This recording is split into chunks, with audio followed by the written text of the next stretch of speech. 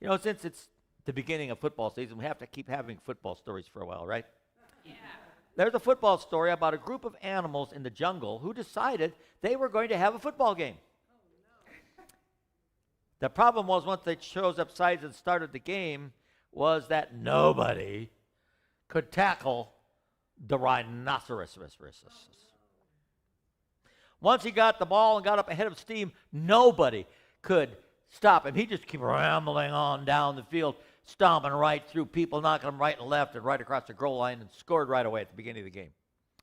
Well, somehow they managed to keep the ball away from him the remainder of the first quarter. At the beginning of the second quarter, the other team managed to score and tie it at 7-7. The lion tried to warn the zebra on the kickoff not to kick to the rhinoceros. But the zebra ignored the warning. The rhino caught the ball, and there he was, trudging down the field, knocking everybody down, dragging everybody behind him until all of a sudden there was this horrendous crash, and he smashes to the ground. Somebody tackled him. The rhinoceros, they got him. When the animals unpiled, it turned out it was the centipede who had tackled the rhinoceros. That was fantastic, congratulated the lion. But where were you on the opening kickoff? The centipede replied, can you guess? I was still putting on my shoes. Okay. Our text for the day is a call to put on our shoes and get into action. Jesus says to us, if anyone, man or woman, would come after me, let them deny themselves and take up their cross and follow me. I wonder if it's even possible to speak in these times about self-denial. We've been called, many of us, the me generation. I've got to find myself, we said. I've got to do my own thing. I will buy only the finest because, after all, I'm worth it. I deserve it. Such an attitude was epitomized many years ago by Margaret Trudeau, if you remember her, the wife of then President or Prime Minister of Canada. At age 28, Ms. Trudeau, after marrying the Prime Minister of Canada and giving birth to 3 lovely children, announced simply that she was abdicating. She left her husband and her children behind in order to be herself. We are the me generation. We want what we want, and we want it now. I was reading, for instance, about drive-through funerals. Drive-through funerals down in Pensacola, Florida. Well, I'm not surprised if it's happened in Florida, but mourners don't even have to leave their cars at Willie J. Jr.'s funeral parlor to pay respects to the recently deceased. You just drive up this beautifully lit 8x10 plate glass window to view their departed ones. And there's even one of those kind of pull-out trays, like in a self-serve that comes out with the guest book in it, so you can sign the guest book from your car. Wow. We want what we want, and we want it now. We will not put up with any inconvenience. We will not get a second chance.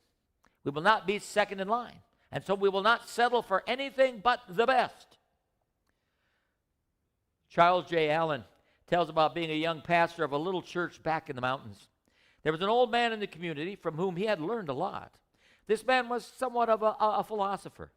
He would tell his young pastor of life as it used to be, how very little the people had, and yet how happy they had been. But one day, he said, the mailman left a catalog in somebody's mailbox. And things were never the same again. Once people saw the catalog, they had to have one. And pretty soon there was a catalog in every mailbox, a catalog in every home, and people constantly were ordering all the things off the catalog. I mean, we are the me generation. We want what we want, and we want it now. How strange these words of Jesus seem in this context. If you would follow me, you must deny yourselves. Deny yourself. How out of place those words seem to be to our ears. Of course, there is a sense in which many of us learn to deny ourselves. We've seen that oftentimes self-denial is in our best self-interest, right? Oh, yeah. The self-help books tell us that. Self-denial is the path to success. If you delay gratification, if you work hard now, you put your money into savings, if you wait to have your needs met until a time when you could afford it, if you cut down on your cholesterol and get plenty of exercise, then you can be successful. We all recognize that there's some wisdom in those advices. To gain control over our desires, to subjugate them to some greater and higher goal, that is a path that can lead to success. I read about a cartoon that appeared in a magazine sometime back showing a little boy attempting to lead a huge St. Bernard dog on a leash. You can just picture, The dog instead is dragging the boy along behind, and obviously in a different direction from which the boy intended to go. The young fellow was bracing his feet, and he turning to them, yelling at the dog and angrily shouting, "Let's get this straight. You are my dog. I am not your boy." We recognize that somehow we must, if we're going to be successful, control our desires and subjugate them to our goals. How else can we be all that we can be? We're told that our Jewish friends abstained from many pleasures on the holy day of Yom Kippur, the Day of Atonement, not to punish themselves for their sins and win God's favor, but in order to symbolize dramatically that they are able to exercise control over their lives. That is, after all, what separates us, at least one aspect of what separates us from the animals. Animals cannot deny themselves. You can train an animal to show a certain amount of discipline, but the animal cannot make that decision for themselves. It is a uniquely human ability to discipline and control desires and wants. There was a certain bishop years ago, back in the horse and buggy days, in fact, who had two horses that pulled his buggy, and they were named Pride and Prejudice. And he said on one occasion that people thought it was very inappropriate, that a pastor, a bishop, no less, would have himself pulled around by a couple of horses with those names. But he reassured them that it was a wonderful thing that a bishop should be able to control pride and prejudice. That's a wonderful thing for any of us. It is a test of our adulthood and manhood and womanhood that we are able to deny ourselves. The world says that to be a real man or a real woman, we must give in to pleasure. But that's absurd. Any creature can give in to natural impulses. William James, the great psychologist, was adamant about this. In fact, he felt that this was the key to eliminating war in our world. He wrote an essay in the early part of the last century entitled "The Moral Equivalent of War." In it, he suggested that the reason men go to war is the need to test their courage and their manhood. He suggested that people could achieve the same goal less destructively by voluntarily practicing self-denial, by getting into contests to see who could do without the most creature comforts, who could endure more hardships than their fellow human being. Unfortunately, his high ideals didn't get very far, because insane as they are, war is more attractive to us than self-denial. Isn't that crazy? War is more attractive than self-denial. Even in this self-centered society, we recognize that self-denial is the real path to success. Roswell Dwight Hitchcock once said, "The secret of all success is to know how to deny yourselves. Prove that you can control yourself and you are an educated man. Without this, all other education is good for nothing." Every athlete has some idea of how true that is. The great Babe Didrikson Zaharias was asked by a reporter how she could hit a golf ball like she did. And this was her answer. Simple. First, you hit 1,000 golf balls. You hit them until your hands bleed and you can't hit anymore. Then the next day you start over again, and the next day, and the next day, and maybe a year later, you might be able to go 18 holes. And after that, you may play every day until the time finally arrives that you know what you are doing when you hit the ball. Wow. Perhaps some of you remember a great running back for the Pittsburgh Steelers, Rocky Bleier. A lot of people didn't know that Rocky Bleier had been in the war in Vietnam, and several months before he joined the Steelers, he came back home. But while there, one of his feet was crippled by an exploding grenade. One of Rocky Bleier's shoes was half the size of the other because of this wound. He was told he would never play professional football again. But Bleier refused to accept that gloomy prediction. Every day, he put himself through excruciating pain in order to get his body back in shape again. Finally, he became a great football hero with one of the finest professional teams of all times. Such self-discipline is necessary in every great endeavor. Even a self-centered generation knows that self-denial is the path to success. But there is a catch. Self-denial will not bring us fulfillment if we live only for ourselves. I'm not doing this for my husband, we say. I'm not doing this for my children. I'm doing it for me. Oh, okay, fine. That may help you stay on your diet for a while.